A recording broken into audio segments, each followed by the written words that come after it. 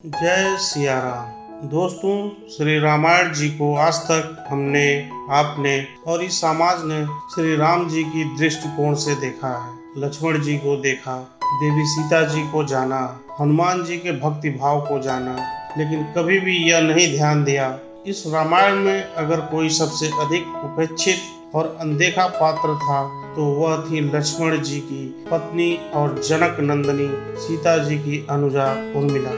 तो आज की ये कहानी उर्मिला की है, जिन्होंने पति धर्म निभाने के लिए 14 सालों तक सोती रही। तो चलिए शुरू करते हैं। उससे पहले आप हमारे चैनल मंथन कहानी ग्रंथों की को सब्सक्राइब कर लीजिए और घंटी का आइकन जरूर दबा दीजिए। और अब आप हमसे इंस्टाग्राम और फेसबुक पर भी जुड़ सकते हैं। जब प्रभु श्री राम और माँ सीता वनवास को जाने लगी और बड़े आग्रह पर लक्ष्मण जी को भी साथ जाने की आज्ञा हुई, तो पत्नी उर्मिला ने भी उनके साथ जाने का प्रस्ताव रखा। परंतु लक्ष्मण जी ने उन्हें यह कहकर मना कर दिया कि अयोध्या के राज्य को और माताओं को उनकी आवश्यकता है।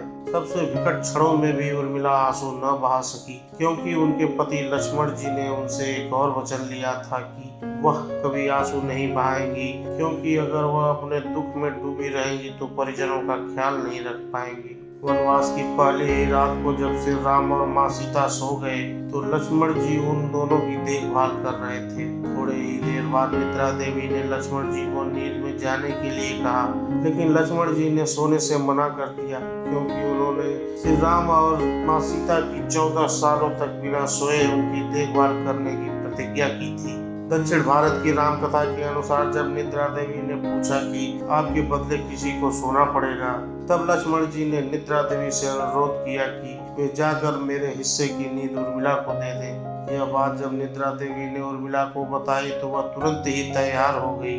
इस प्रकार उर्मिला 14 सालों तक रात और दिन सोती रही और लक्ष्मण जी श्री राम और माँ की सेवा करते रहे। इस प्रकार उर्मिला ने अपने पति धर्म को निभाया।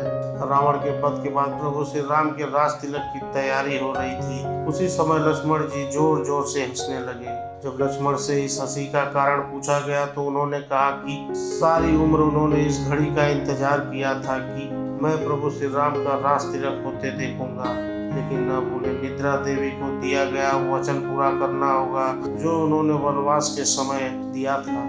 दरअसल निद्रा ने उनसे कहा था कि वह 14 वर्ष के लिए उन्हें परेशान नहीं करेंगी और उनकी पत्नी उर्मिला उनके स्थान पर सोएगी।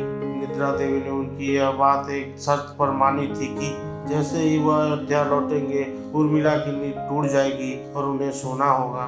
लक्ष्मण इस बात पर हंस रहे थे कि अब उन्हें सोना होगा और वह प्रभु श्री राम का राज तिलक नहीं देख पाएंगे। उनके स्थान पर उर्मिला ने यह रस्म देखी थी।